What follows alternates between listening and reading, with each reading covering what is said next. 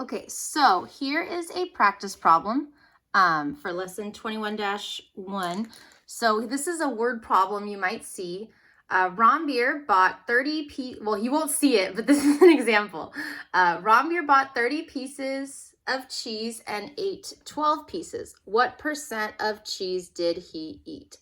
So I'm gonna wait a few seconds. I'd like you to pause the video now if you can and try to think how you might set this up using the formula we talked about before, where X is over 100, and this is the variable for the percent, and part of what we know is over the total or whole that we know. So pause the video. I'm gonna take a few seconds on my end, and then press play when you're ready.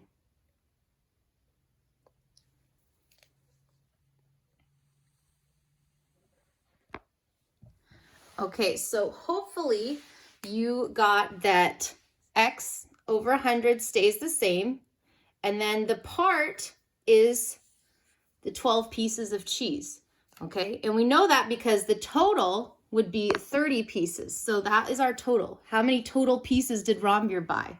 He bought 30, okay? So it'd be over 30, and then the part would be 12 because that's how much he ate. So give yourself a pat on the back if you got that set up right.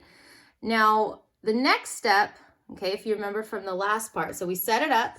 Now, the next step is to cross multiply. So here's what that would look like. We'd have it set up the same. And then remember, cross multiplying is the numerator from one side of the equal sign multiplied by the denominator of the other. So we'd get 30 times x, which just becomes 30x. And then we make sure we put our equal sign. And then it's the same thing. It's the numerator of one side of the equal sign times the denominator of the other.